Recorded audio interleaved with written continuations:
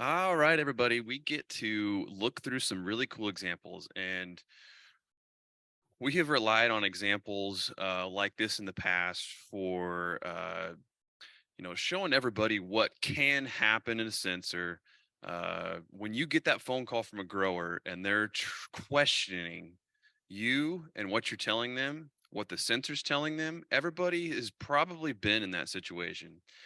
And so, what we'll mainly look at are situations that you may run into so that you're hopefully prepared for that conversation when it occurs and you can kind of understand what causes some of the anomalies or some of the reasons that people may question what they're seeing.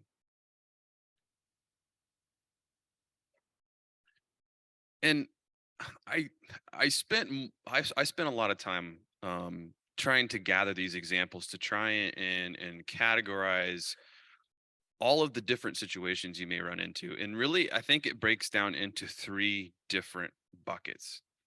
Either they're going to call you and tell you that that sensor is not changing enough, it's changing too much, or maybe you're seeing some um, situation where you actually might see both. And so that's kind of that bottom bullet point. So we'll kind of go through this list and look at some real life examples um, of each of these different categories.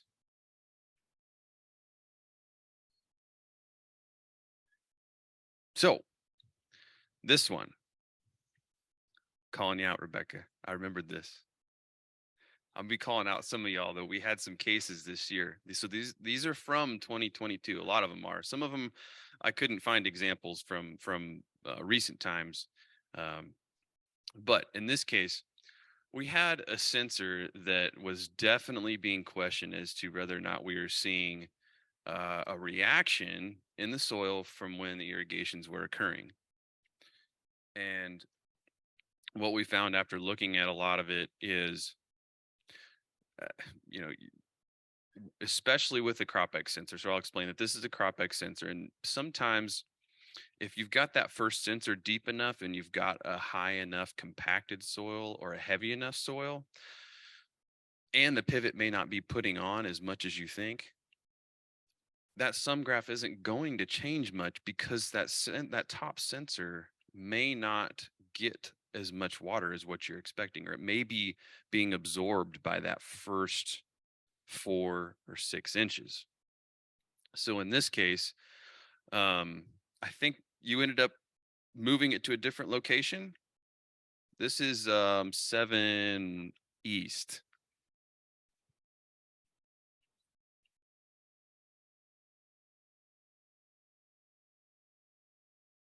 Yep. So she's going to look at utilizing that offset tool that Gates was talking about yesterday during the product session. And so that can probably help with maybe identifying that infiltration a little bit better.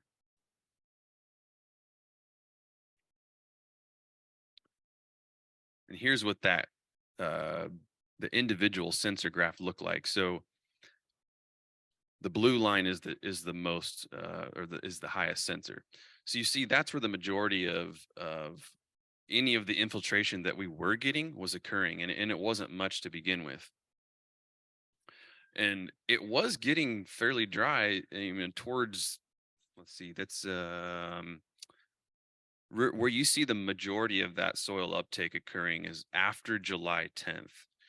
And once you get to the end of July about here, we really weren't keeping up. So that's kind of why I also put this pivot app issue. I mean, that could be the case. I don't know if you found anything else out about that, if he might have had a nozzle issue or some other sort of pivot application issue.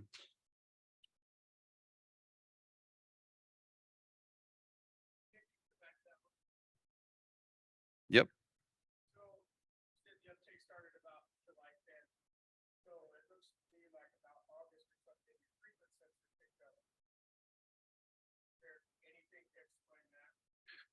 I think in this case, um, I've seen these small changes, and in this case, it looks like it's maybe like 2%.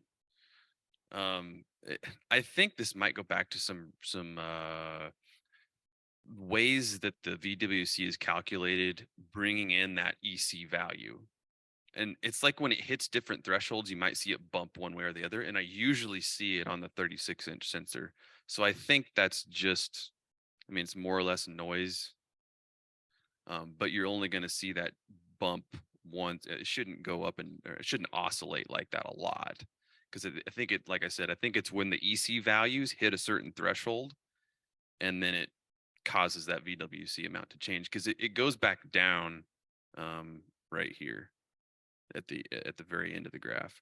And I think this was a large rain event. I mean, it was a dry year for minutes. This was in Minnesota, where Rebecca's from. And at the end of the year, they finally got a large rain event, which finally pushed water past that compacted layer in that top 8 inches. Here is one that I had to go way back to find. And I remember this is from 2017. Can anybody guess what happened? This is an event every like 16 hours or 20 hours or something like that. It's not very big events either. Sometimes we'll get a 2 to 3 day span where we'll get rainfall. Like this is in Nebraska, where we'll get rainfall consistently in small amounts, but that's on a whole nother level.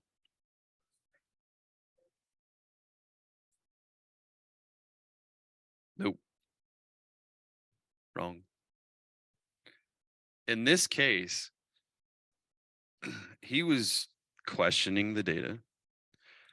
And luckily, I had access to their controller accounts. And so one of the tips that I probably should have thrown in yesterday's presentation, if your growers have controllers, ask permission to have their login to access their controllers. And you can promise them you're not going to go shut stuff off or turn it on, or you're not going to do that. If they can't trust you to do that, then they're probably not going to trust you or your advice to begin with. But in this case, I had that permission. And so when I went back, this was an AgSense controller, and when you look at the degree change over this period, he was spinning at 100%, and he didn't know it because he probably looked at his phone, in the morning. Okay, it's at 180 degrees. And he probably looked at it the next day. Oh, it's at 195 degrees. Yeah, it probably just it went all the way around and back again. He got lapped. So that's what would happen in this situation. They didn't have the pivot controller set properly. And well, I will say, so this is a long time ago. So this was a Syntex sensor. So what would have happened if this was a sensor that had the first measurement at 8 inches? You never would have seen to begin with.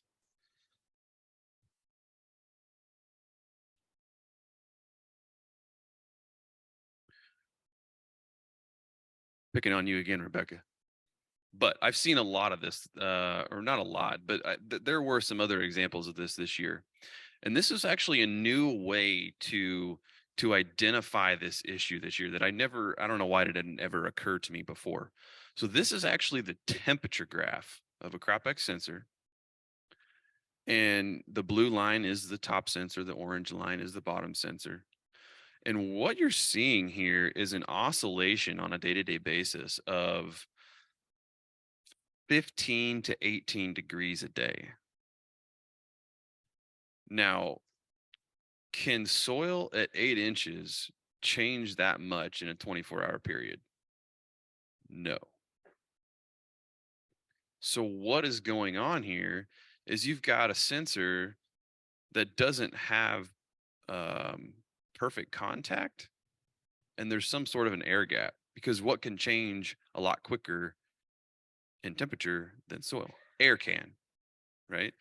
So if there's a little bit of an air gap, it's going to have the ability to change that temperature much quicker throughout that day. A normal example of this is probably more in that 4 to 5 degree range. as I was looking through data, comparing other sensors. And this is actually a neighboring field to that last one, so probably not Rebecca's fault. It's probably just a very difficult field to install in. And here's what that same sensor looked like with its moisture readings. And see how you can see that oscillation. Um, the temperature affects the volumetric water content reading a bit. So as you're seeing that oscillation happen, that's another clue that can point in that direction of, hey, we've got a little bit of a poor contact situation. Here's another example. This is not from Minnesota. This is actually from Uruguay. Hopefully, some of our colleagues are watching. This is in corn. And in this case, it was an install issue. And it really went back to not following the proper instructions. And in this case, what they were doing was using a hand auger to drill the hole. And so as they drilled down to extract the soil out of the hole, they were just pulling. And so they were loosening the soil around the hole as they were pulling it out. Well, what does that cause? It causes gaps in and around those spirals after you put it in. And so they were seeing huge changes with an irrigation. It went way up and then way back down. So if you've got maybe some loose soil contact, well, what are you going to do? You've got a ton of pore space at that point, right? So you're going to fill that void with water. It's going to look like it's really wet, but of course it's going to dry back out really quick because it's going to drain. So that's what was going on here. And they ended up moving it later on, or I think just reinstalling it. And it, kind of came back into where you would expect it. And guess what that would do? So if you are relying totally on an auto set point in this case, like it did here in the beginning, I mean, like the app only knows what it knows, right? So in this case, it thought the full point was up here, which it was, but because of the install issue, um, you weren't really seeing where you were in your soil until after we fixed it.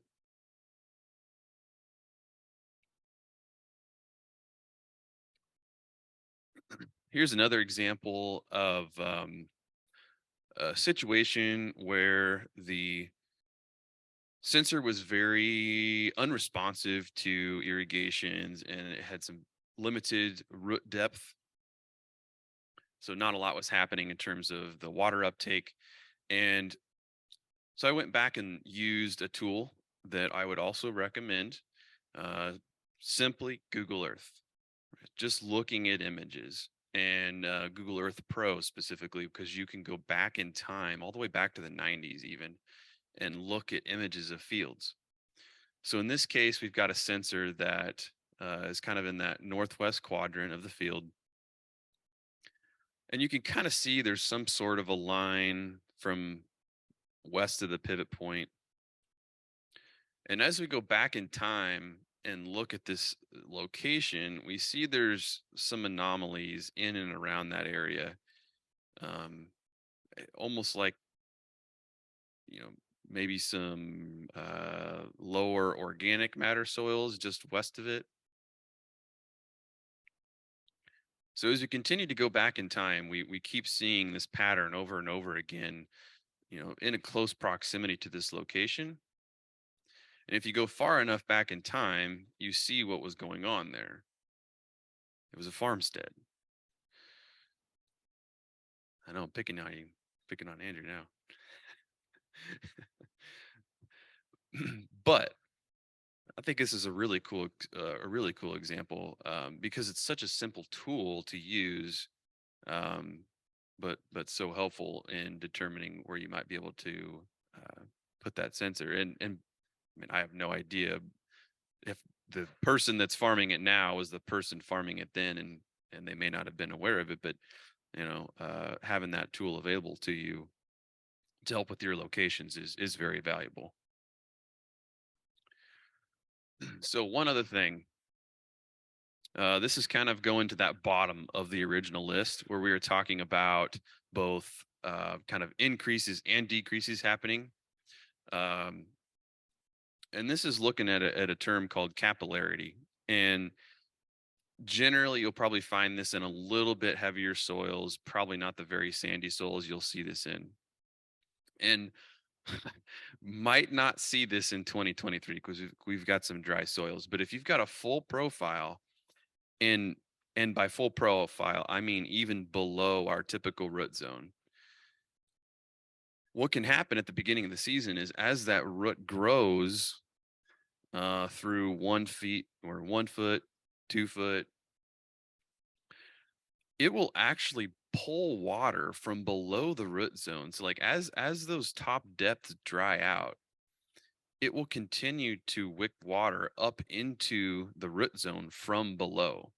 Now think about how that will change how our graph would look, especially the sum graph. I brought the individual sensor graph in this example to show that. So look what was happening in June, and you'll mainly see this in the beginning of the season, like I said, as the roots are really developing.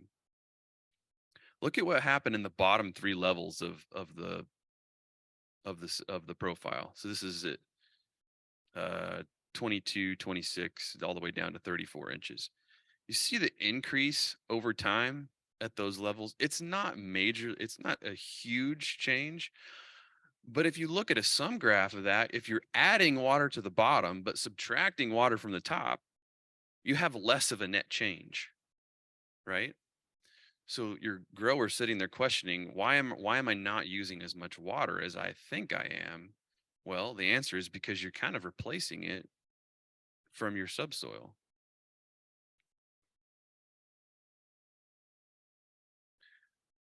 This is one of my most embarrassing career mistakes. Um, this sensor got put in a pivot track, and in my defense, the pivot was either new or I think it was like a 240-acre situation where they might have wipered one and then they changed it to start wipering the other. But in any case, this was a very compacted soil. And when you looked at the sensor throughout the year, Worley wasn't very using very much water, and it wasn't using didn't have very good root depth, right? Yeah, you're laughing back there, Matt. Have you ever done it, Kurt? That's my one and only. Yep, new pivot. And that goes back to that Google Earth example. For the most part, that's what you have to rely on in order to know where those tracks are. I mean, I have walked pivot paces in order to try and get in the middle of spans. I did that last year.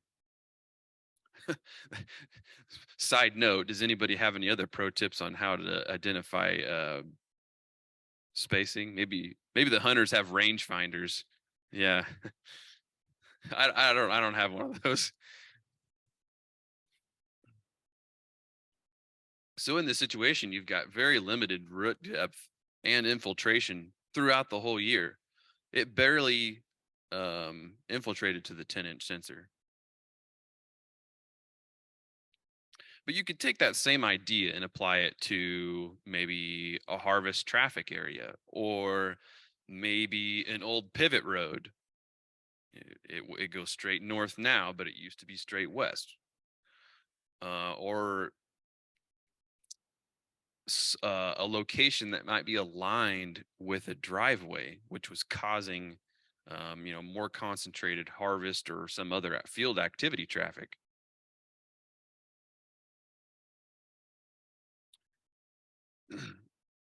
I couldn't find a data example of this, but you could imagine. So if you have something go dig around a sensor, what would you see that data do? If we go from having soil around it to having more air around it, the volumetric water content's going to go down. So I've had that happen. This is a picture of something digging around a sensor. So that is a possibility you could run into as well.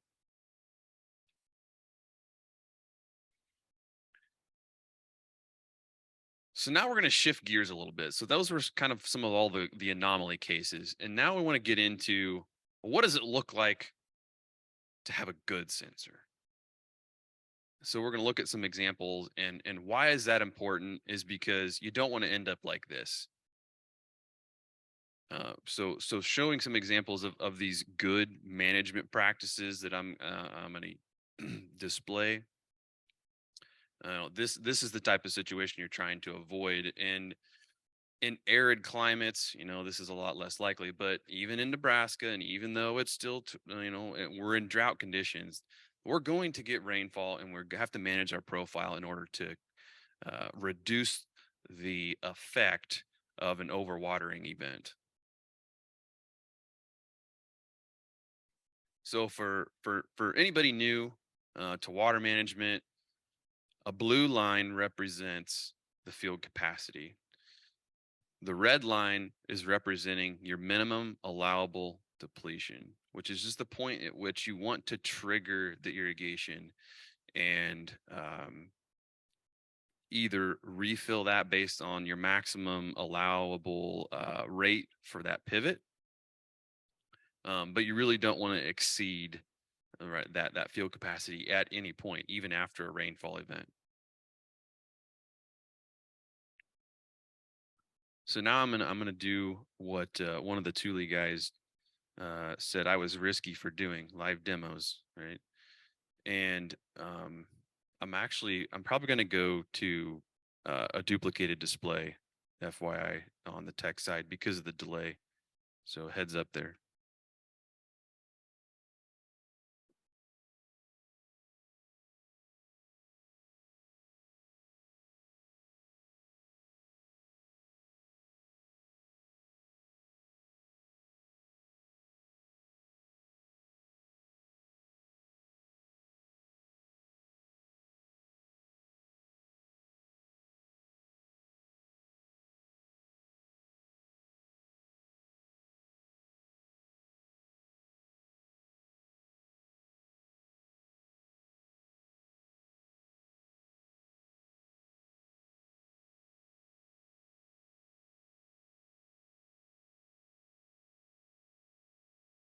Okay, good on the screen. Okay, I've got it on the monitor. Reshare on the Zoom.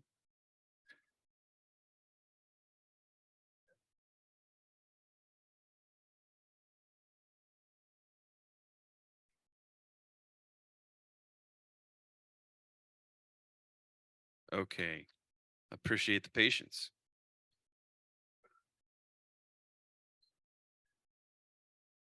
All right, so my first example was how late we watered this past year. And this was a soybean field located in Nebraska. And we watered last on September 29th. Uh, in this case, like I said, it was soybeans. They were planted pretty late. But I just wanted to use this as an example for folks um, to say, it is okay to do that and ask a grower to do that. It did take some arm twisting on my part to convince them that this really was a needed situation.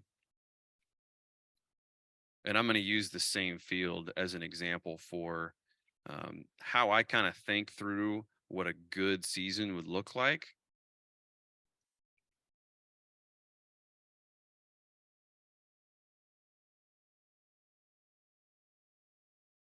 Okay.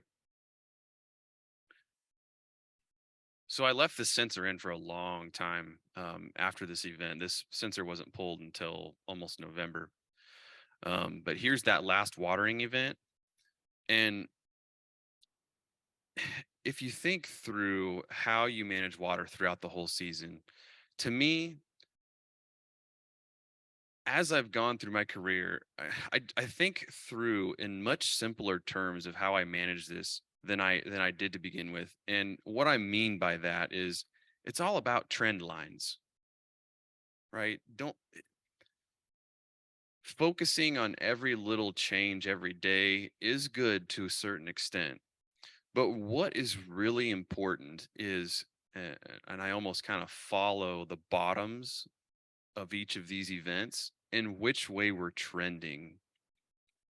So at the beginning of the season, as long as you've got a soil that can, have a good water holding capacity for you, you really need to be trending downward, right? Because you want to be using some of that moisture in the bottom half of your profile, and that's going to allow some additional room at any given point, even after an irrigation or rainfall. So it's managing your levels to hang out in that bottom half of that optimal zone, that green zone. So, kind of riding the bottom of that trigger point and making sure that those set points agree with your strategy. And as you move through kind of the middle part of the season, we really stayed flat. And for soybeans, this is a little bit later than it would be for corn. So we're looking at the middle to later part of August. And then for those last 2 to 3 weeks of the season, we trended downward again because we wanted to utilize some of that subsoil moisture before we ended. But one other thing I wanted to point out is for that end of season strategy, it's almost like a strategy of trying to use the moisture. So this is back on middle August, right? So the following 3 or 4 days after this event, we are using the water that we applied. Okay. But then for the next 2 to 3 days after that, we're using some of the water that was still stored. And then we're repeating the process to where we're kind of refilling that top foot again, allowing that to deplete, and then using a few more days of our subsoil. Now, where I think you could get caught in a possible stress situation is if you tried to use all of that subsoil all in one shot. So if we were at a very full point, say we got 2 or 3 inches of rain here and we were at the full point and we tried to wait until the refill point, that's where you could get into a situation, especially with a senescing crop that's getting weaker and lazier for using water, especially with some of these late season hybrids. I don't know how many growers have told me in the last 2 or 3 years, well, we can't shut the water off early on that late season hybrid because it's still going. And it does. It's still pulling water like crazy. So you kind of have to baby it to that refill line. That's kind of how I approach that end of season situation.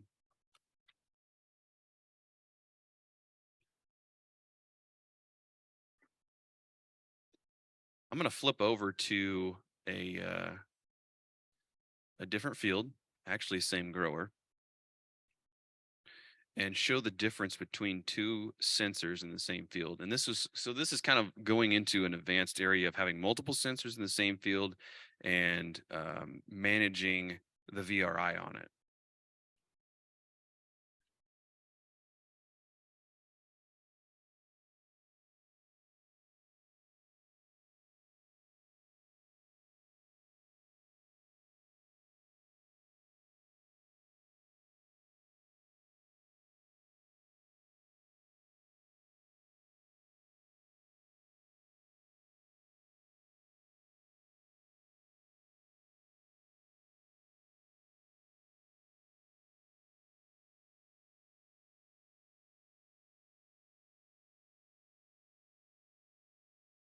Okay. I wanted to start with a look at the map just to kind of familiarize yourself. So the sensors are located really not very far away from each other. They're located here, which we would call the sand, and then here, which I would call the bottom. So in this situation, it's a very flat, it's kind of a marshy area of Nebraska.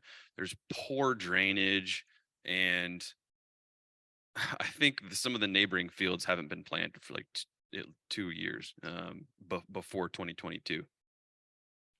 So that kind of gives you an idea how wet this area can be, especially that bottom one that I was talking about, that further south sensor. So that kind of familiarizes yourself for what we're about to see.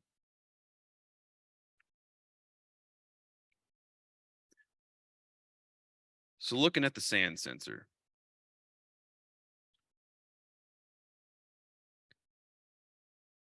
in this situation, I think we have a good probe. We have a situation where the water use is good, the rooting depth is good. Throughout the whole season, we pretty much kept up with water use. We irrigated on time.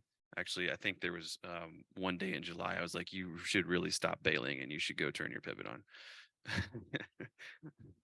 But for the most part, we managed this water, what I would say, perfectly, almost perfectly. They didn't really get a lot of rainfall.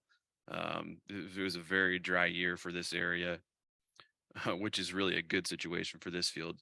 So this is what this sensor looks like. And you can kind of see these irrigation events are about an inch in in increments. And it's not a super heavy soil. For those that look at some graph values a lot, our full point's at about 9.8. So it's a pretty sandy soil.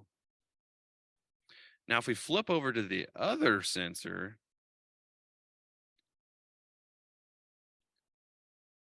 and look at our VRI poster child, it is a very different story. Because we knew how wet this soil is, and actually, I think in this example, I think this soil is almost sodic in nature, where it very limits the drainage because of how wet it's. I mean, it's you walk out there and it smells like a pond. It's gross. So what we did throughout this year was our irrigation amounts were very little at the beginning because I wanted to make sure that I was definitely operating in the bottom half of this optimal zone because if we got a rain, it's probably going to drown this crop out. It'll kill all of it.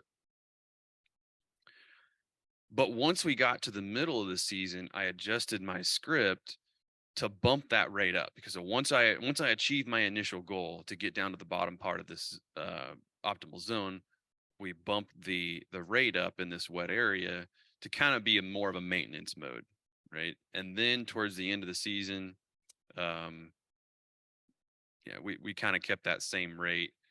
Um, but then kind of, I think the last irrigation we did, I bumped it back down just to make sure that we weren't going to have any harvest issues because yeah, I mean, if it rained an inch and a half before they got out there, they probably wouldn't even be able to harvest it.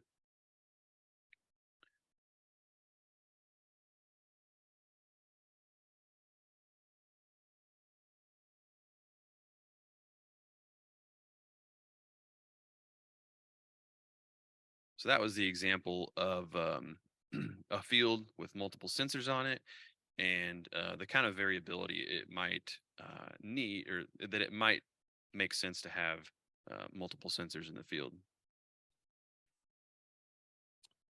Come on.